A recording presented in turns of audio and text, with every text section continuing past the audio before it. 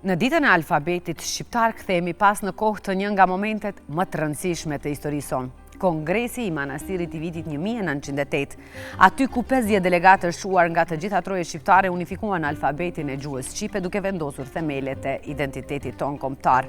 Për të na sjellë më afër faktet historike, figurat kryesore dhe rëndësinë e këtij kongresi. Sot në studio kemi një personalitet të çmuar të kulturës dhe të albanologjisë, studiuesin, pedagogun dhe autorin e shumë veprave, zotri Avzi Mustafa. Do të flasim për alfabetin, manastirin dhe sfidat e gjuhës shqipe sot, por edhe për rolin e brezave të rinj në ruajtjen e identitetit ton. Zotri Mustafa, faleminderit shumë, na keni nderuar me prezencën tuaj sot në studio. Faleminderit edhe juve për ftesën. Na tregoni si fillim çfarë përfaqëson për ju personalisht Kongresi i Manastirit dhe pse konsiderohet si një moment kyç në historinë tonë shqiptare?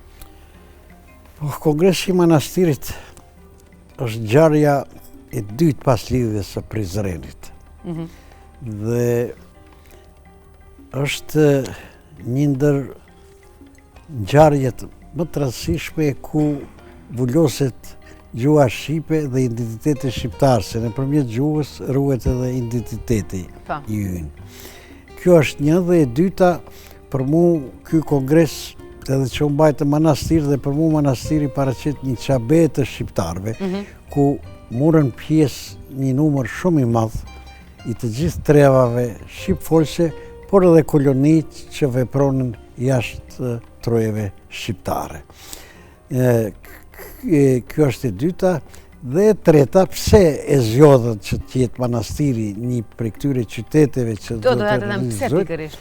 Po ishte arsyeja se vilajeti i manastirit shtriheshte afër deri në Shkodër, mandej me takoheshte me vilajetin e Shkupit dhe të Janinës, dhe ishte qendra kryesore dhe ishte edhe lidhjet e komunikacionit që për të arritë, për të mbajtë edhe një kongres të tillë, por ajo që është më e rëndësishme për mua se në manastir ishte një numër i madh i konzujve të ardhur nga shtetet tjera, dhe kështu që këtij kongresi i ipshin jehon edhe shtetet të cilët prezentonin në atë kohë, për shembull ambasadat apo konsullat e ndryshëm, kështu që mund fitoj jehon shumë të madhe, se në bazë të asaj që kemi lexuar dhe jemi njoftuar se në këtë kohë shumë shtete të cilët nuk ja deshën të mirë, nuk deshën që të formohet shteti shqiptar, pritëshin që kongresi alfabetit të manastirit jetë një mollë sherrri, të prishë, të krete, dhe që kështu që një ditë feja do t'i gëlltitte të gjithë ato që nuk i takonjen besimit islam, ose ishën ortodoks ose katolik, kështu që mund të vi deri te ajo, po përkundër se shqiptarët dinë që në momente të vështira të bashkohen edhe të dalin kështu siç dulën, se Kongresi i Manastirit është ajo që i të bëj gjithë shqiptarët nga do që ishën, pa marrë parasysh dhe me thënë besimet që kishën, dhe aq mirë ishte i përgatitur që të mos lënë diçka të zbrazët, qoftë nga aspekti i pjesëmarrjeve që të përfshihet krejt Arbëria ose Shqipëria, ato kufit që ndroshin, po kishte edhe nga veriu, kishte nga Shqipëria e Mesme, nga Shqipëria e Jugut, kishte nga Kosova, kishte nga Maqedonia. Kështu të me thëtë që i përfshinte, mandej kishte musliman, ortodoks, kishte krishter, kështu që kjo ishte tamam një ashtu që i ka hije një takimi që u bë në manastir më 1908. Dhe sot manastiri ka një simbolik komplet tjetër për gjithë identitetin ton.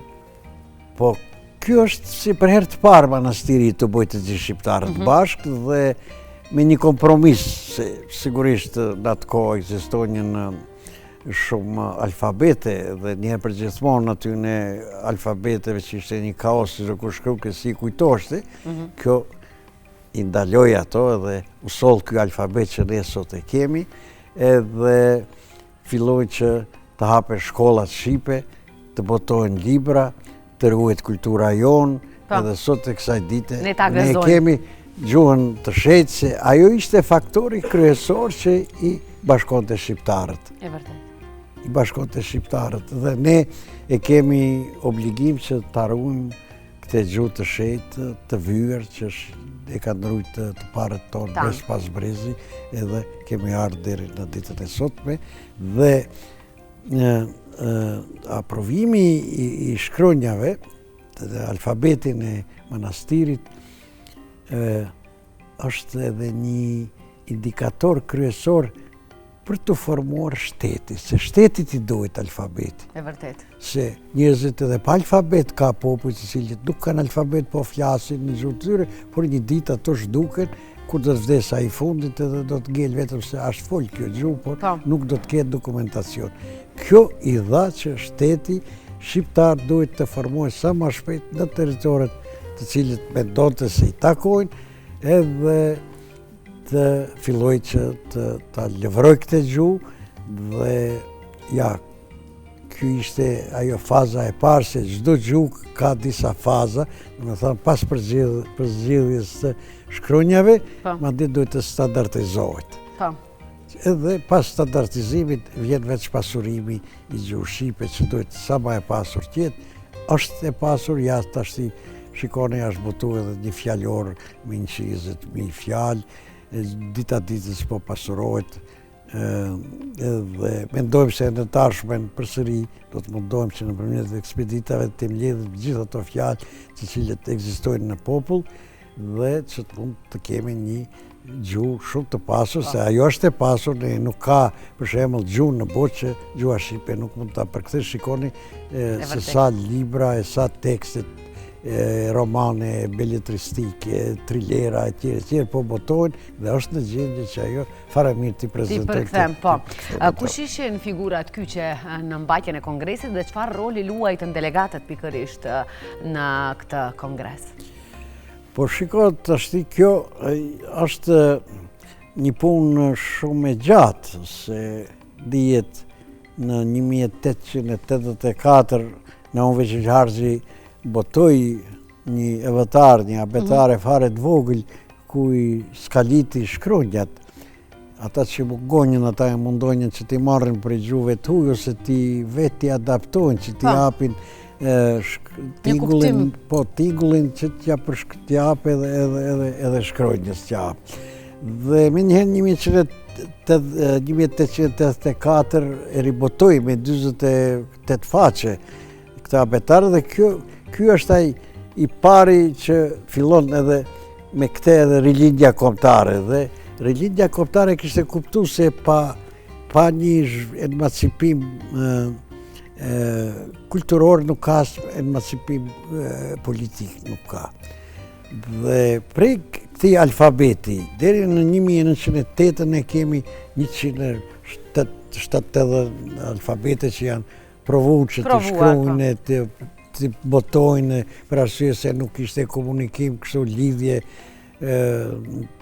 që njerëzit ishin shumë afër një para tjetër, po kishte domethënë një barierë që një zonë me një zonë nuk mund të takoheshe, kështu që këto abetare ishte që çdo zonë të shkojnë që të mësojnë, domethënë e kishën si synim ato.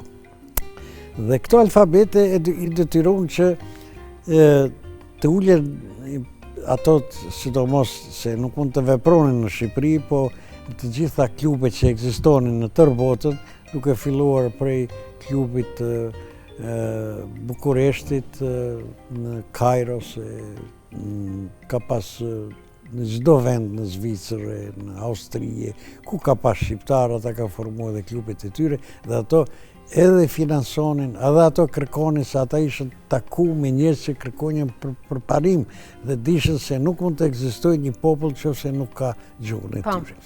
Dhe kështu që ato fillon që të ngrinë së pari shkollat. E shkollat që se nuk ka alfabet, edhe nuk mund të ekzistojë.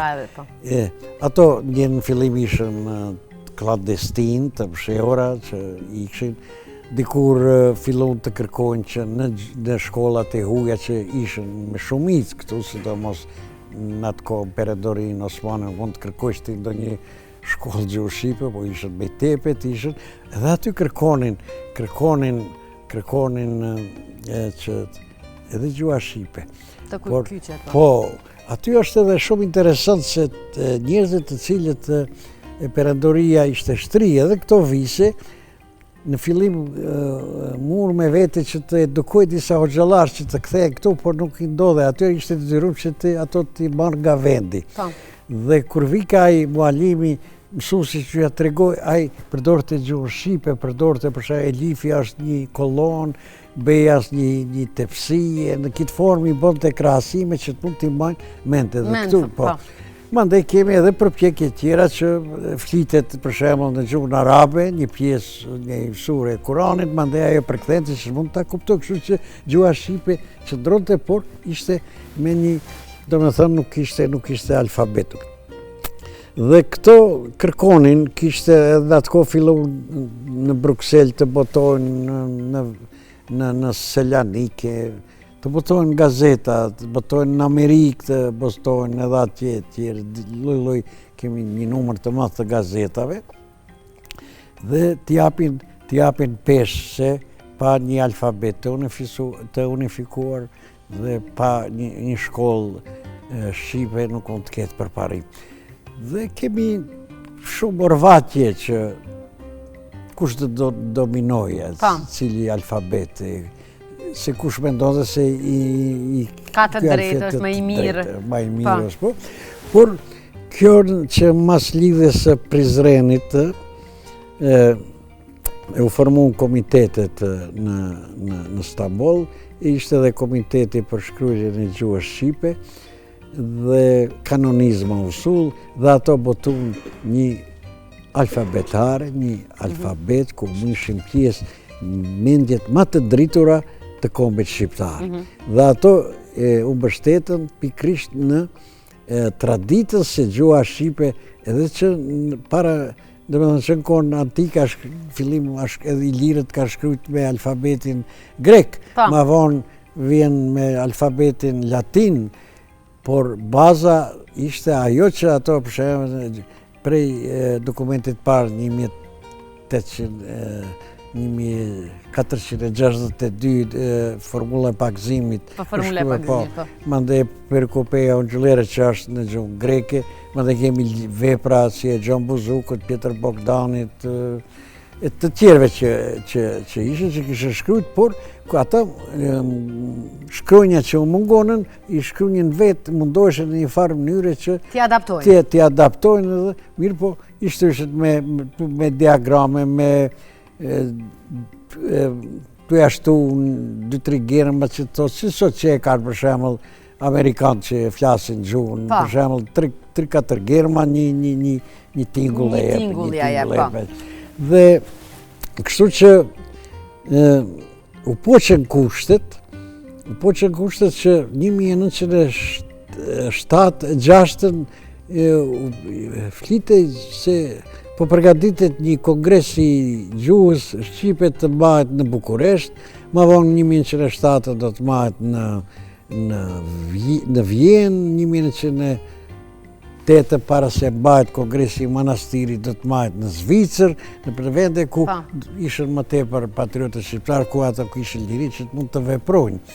Mirë po, ja, dashti Zotit që si qendër që i afronte gjithë shqiptarët ku jetojnë në për vilajete, u caktu manastiri dhe 1908, pas prej 14 deri 22 nëntor, u diskutu, erdhen 400 vetë që të japin për krahje, në ditët e para ishën plenare, mirëshin pjesë çdo kush, ma vonë ata kishën shumë besim në njerëzit e mëdhej të kombit, të Mjeda, Fishta, e tjerë që mirëshin pjesë, dhe ju alan ata që ata të vendosin se ekzistonin 3 alfabete, ishte alfabeti i Stambollit, ishte edhe 2 alfabete në Shkodër i Agimit edhe i Bashkimit, dhe ata që kishën marrë përfaqësues nga të gjitha vendet, dhe ato i diskutuan në shpinë e Qiriazve. Po vëllezërve, po. Aty edhe Sevasti, edhe motra saj, ata ishën të cilët u ndihmonin, kurse sekretari ishte Gjesh Qiriazi, dhe ajtë dhe basta aty ne që kemi dëshmi, është bisedu për shemë veç për Germën, ja është bisedu disa ditë për Germën, është bisedu disa ditë për në jep të dhana, për në fund ato bin një kompromis, se alfabeti është kompromis, ku për shemëll mjafton të tregosh atë dëshiren e madhe, se si që ndodhi se Drem Jeda i kishë punu 20 vjetë në alfabet, i ka edhe abetare, ka edhe e latë punë 20 vjeçare për të bashkuar, të përthantë dhe ata dullin të bashkuar, me që se kishte edhe problem se shumica ishët edukuar në përmjet të këtyne metepave e tjere, se si do të reagoj, por nuk reagun kërkush për arsye se këto 27 shkronja që i kishën vetëm 7-8 shkronja që ngellën për këto, u morën vendimi edhe ato ishtë të bindur se këte punë ka sqaru që në kohën Stambollit njerëzit dhe ato Germa do të pranun, kështu që nuk pati ndonjë kundërshtim e pranun, por ato e lanë përsëri që mos të lartë. Edhe një alfabet, krahas këtij alfabet që sot e kemi, kishte edhe një alfabet sipas dëshirës, por ajo kishte marrë fund për arsye se në manastir ishte edhe shtyp shkruaja, fillon të botojnë libra, 1910 u hapë Normali Elbasanit, u hapë shkolla Shqipe, edhe ky alfabet u përveçuar që atë nuk kishte drejt. Por ka edhe atje që dikush që ja kishte pa hajrin Turqisë, kishën qenë për ata administrata ose kam pas një përvigje, ndosë që për shembull Recep Voka edhe Arif Hikmeti që të botojnë një abetare me shkronja turko-arabe, por ajo ra në ujë shumë shpejt. Ajo ra në ujë për arsye se Xhaxha kishte marrë fund me këtë që u vendos.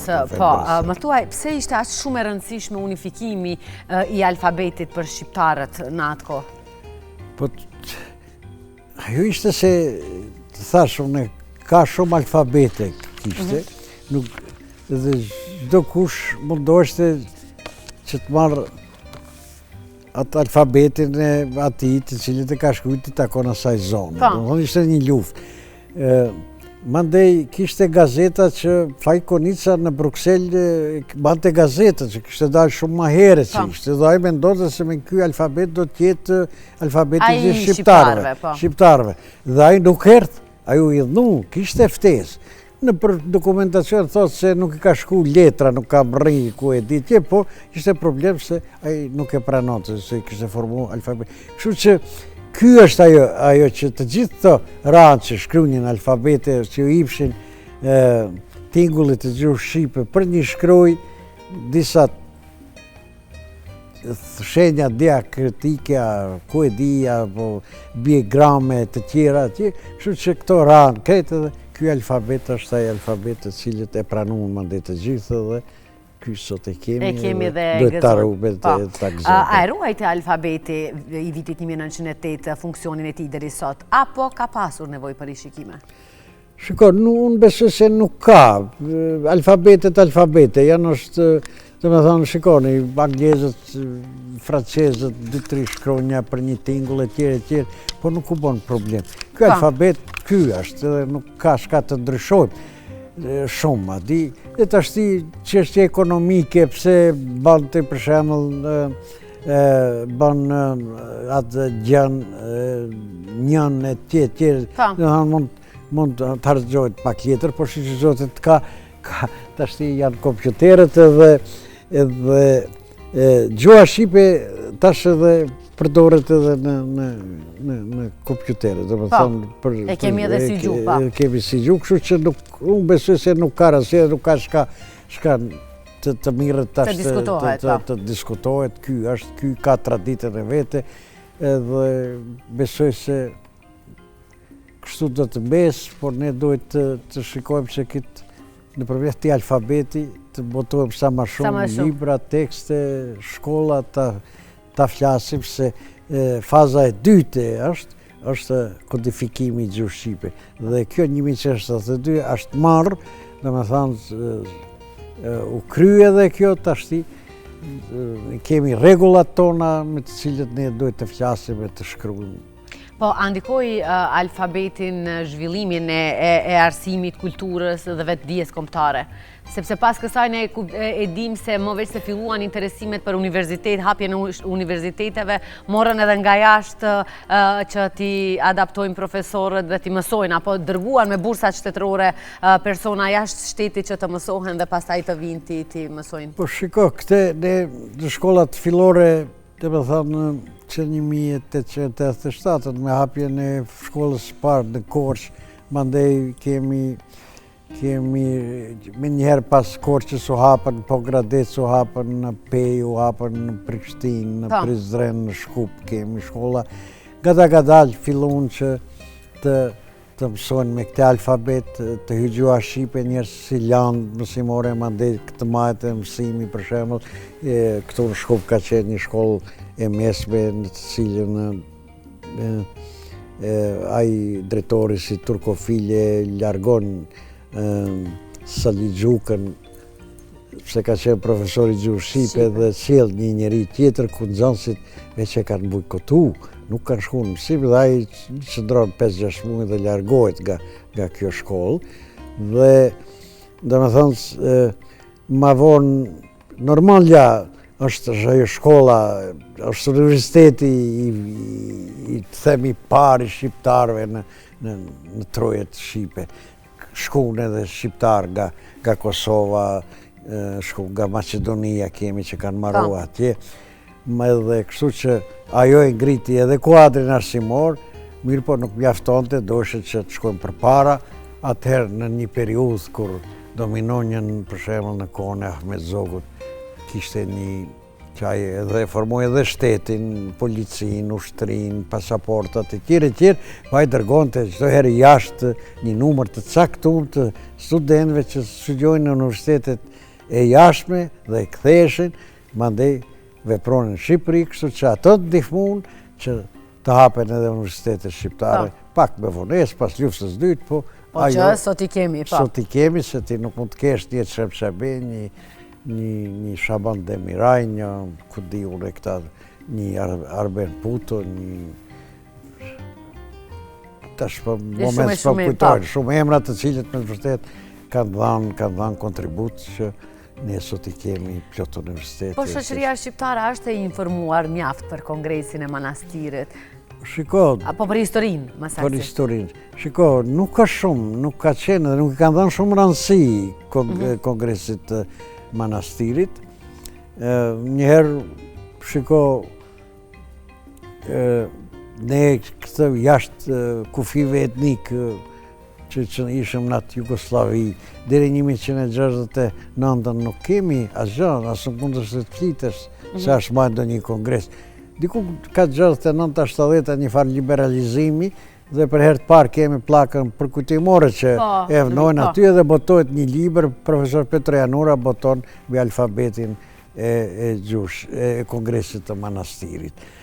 Por ja, dashti që këto ndryshime që ndodhen në pluralizëm, dhe me thënë, jo në atë sistemin monist, u hapën shkollat, u hapën universitetet dhe ja e shikun se kjo është një datë shumë e rëndësishme edhe duhet të festojë që ne kemi datë, kurse dy shtetet duke se si vjetë Shqipëria e ka pranuar që tjetë datë për herë të parë si datë, si një farë date shtetërore kur do të... Do të shënojnë ditën e alfabetit. Po, do të shënojnë. Në Kosovë nuk e di. Shumë vonë, unë disa herë kam folë që ata edhe nuk kanë ardhur ta vizitojnë para disa viteve. Nuk e di, i ikshin, kurse të tjerit që me pas vetë diçka të vogël se që kemi ne Kongresin e Manastirit do kishim shumë qiell. Ne do të thonë ne kemi kështu ja edhe sot e kësaj dite nuk kemi gjendje që atë ndërtesën ku është majtë kongresi që të mund tjetë prone e alfabetit, prone e kulturës shqiptare.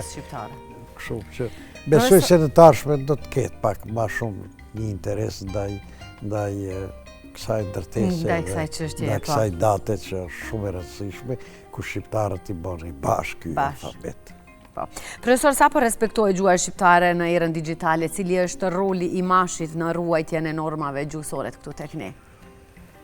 Unë e shoh se në atë kohën në më parshme të sistemit monist, pas provimit të Kongresit të drejtshkrimit, ne kemi një periudhë ku japim shumë rëndësi standardit ose gjuhës letrare shqipe, sidomos fillojnë në përshkolla, fillojnë intelektualit ta përdorin, edhe kishëm një progres edhe në të folurës, por edhe në të shkruar. Me ardhjen e sistemit të ri, tashti, demokratik, unë shoh se ne shkojmë brapa, u dha një liri që çdo kush të shkruaj, mjetet rrjetet sociale bojnë të veten, çdo kush shkru me gabime, shkru me shkurtime, nuk ka as kulturë të folurit, as të shkruarit, dhe tani është në pyetje se sa janë në kontakt përveç nxënësve në shkollë që librat janë në gjuhë shqipe, vetëm sa janë në shkollë, pa shkollës, ato përdoren gjuhën angleze dhe unë shoh se tani nuk e di a ekziston ma do të kemi gjuhë anëtare, apo do të kemi gjuhë të parë, gjuhë të dytë apo të tretë, se nipnit e mbesët tonë flasin në gjuhën angleze dhe ne vetëm i vështrojmë dhe nuk e di se nuk kemi menduar nëse shqiptar, qoftë Shqipëria apo Kosova si dy shtete, që të bëjmë një strategji që të mund se si ta mbrojmë këtë gjuhë të bukur që i kemi shqiptarët. Dhe unë mendoj se përsëri do t'i mbes shkollës që do t'jetë ai faktori kryesor që do ta kultivoj gjuhën anëtare. Kështu tash siç është, nuk jam i kënaqur, ka shumë gabime, kur kush nuk mban llogari për ato gabime, ku shtetet që janë shumë të zhvilluar, sidomos në Francë, çdo intelektual që bën gabim ai gjobitet. Nuk flas për gjuhën lokale, se ka drejt, për një intelektual nuk e mbajnë as gazetat, nuk kanë as lektor, nuk e mbajnë as televizionet, ka televizione private që as pak nuk më vendojnë të shifti librat që botohen me çfarë gabime katastrofike që të të vinë këtë se libri nuk digjet për të ashtish të djegësh për shkak të bastardimit të gjuhës shqipe. Po institucionet sa po i respektojnë gjuhën standarde dhe apo vendohen apo sanohen dënime në qoftë se ata po e shkelin standardin gjuhësor? Nuk ka këtë na. Ashtu tash në qoftë se e afër politikës, i afër botimit, boton çdo kush, nuk kemi lektor, këtu ka edhe një fajin e kemi edhe ne shqiptarët që nuk kemi licenca, për shembull maqedonasit për utjen e gjuhës kanë licencojnë lektorët, kurse për shqiptarët nuk ka licencim. Duhet gjithsesi Agjencia për zbatimin e gjuhës duhet të sjellë një ligj për të cilën do të licencohet të dihet kush është lektor, që ai ta marr përgjegjësinë për çdo gabim, për çdo ashtu. Ajo të lëshohen çdo libër, çdo çifti në një veç të marrësh një lutje për një konkurrim, do shohësh se në 10 rreshta mund të kesh 20 gabime. Kështu që me të vërtetë është për të qarë, për të ardhur keq kjo që ndodh. Po kështu ndodh edhe në Shqipëri, shoh reklamat atje, shoh Benjanin. Atje më shumë e kanë me italishtën, po. Po edhe atje gabime drejtshkrimore, gabime shkruajnë, struk pa a, shkruaj thotë, bëjmë udhëtime për struk. Tha shkruaj një ë, thash, lutem, thash, për thosë se s'u intereson mua, jam më intereson. Domethënë paraja, domethënë nuk është këtë, ne duhet të vëdësohemi se gjuha jonë duhet të ruhet edhe ne jemi përgjegjës për ta ruajtur atë gjuhën, kështu që duhet të kemi më tepër të kemi kontrol, vedisim. Të vetëdijshëm, po. Të vetëdijshëm, se të mund të përdryshe, mund të dosë që nese të mos intelektualit, mos e flasë fëmijët, mos e flasë edhe kështu që... Po, në përdorimin e gjuhës shqipe në administratën e gjyqësorë si e vlerësoni? Ka shumë, aty janë pranu njerëz të cilët nuk janë adekuat, nuk do të thotë se ai që ka mbaru gjuhën dhe letërsinë shqipe është do një lektor i mirë ose e njeh terminologjinë. Atë ka të bëjnë me terminologjinë ka. Ne nuk e kemi të zhvilluar terminologjinë juridike apo teknike, teknologjike etj. Po ka shumë gabime, nuk vrehen ato këtu, se nuk i kemi ato, po unë e shoh në belletristik, si që dodhë me ku shkruajnë romane, shkruajnë poezi, shkruajnë kutiska, shkruajnë, ose do një recenzim, me shumë gabime etj. Ne duhet t'i kushtojmë më tepër, t'i kushtojmë edhe të sillet gjithsesi do një ligj që të mundohemi ashtu që ta mbrojmë. Sa mundemi ta mbrojmë, po. Profesor, për fund dua një mesazh për brezin e ri për ditën e alfabetit dhe kongresin e manastirit, për brezat e rinj të cilët nuk kanë shumë dieni rreth kësaj historie kaq të bukur dhe kaq që na bën të mburremi me faktin që gjithë kanë qenë të bashkuar dhe të gjithë ja kanë dashur të mirën kombit të tyre. Unë mendoj se të gjithë ato të cilët mundohen që të harrojnë historinë edhe mirën me gjërat të kota, të tjera që nuk në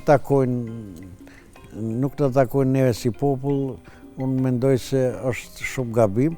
Ne historinë duhet ta kujtojmë edhe nga historia duhet të mësojmë se sa sakrifica janë bërë për të ardhur deri te alfabeti edhe deri te sot që kemi shkollat mesme, universitete, kemi belletristik, kemi letërsi, kemi kulturën tonë që kohëve të fundit është mjaft edhe e njohur nëpërmjet të përkthimeve, sidomos ku të gjesh një Ismail Kadare që domethënë me atë kulturë, me atë gjuhë që ka shkruar, që është përkthyer në gjithë gjuhët e botës, që kjo dëshmon se gjuha shqipe është një gjuhë e bukur edhe ne duhet ta kultivojmë atë edhe të mundohemi sa më tepër që ta flasim më bukur dhe ta shkruajmë.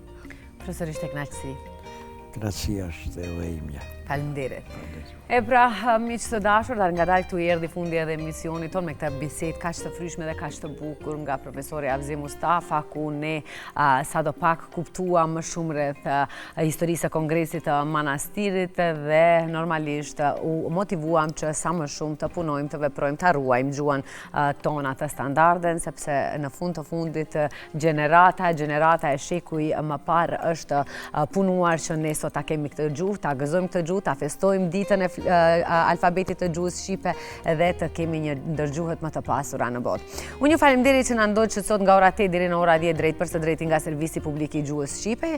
Ju dëshiroj një vikend të bukur, një vikend të këndshëm me shumë dashuri, shumë energji pozitive dhe një mirëqenie të shëndosh. Takohemi po ashtu ditën e hënë nga ora 8 deri në ora 10 drejt për së drejti, pra këtu nga TVM2 dhe deri atëherë mirupafshim dhe mirëmbëqjet.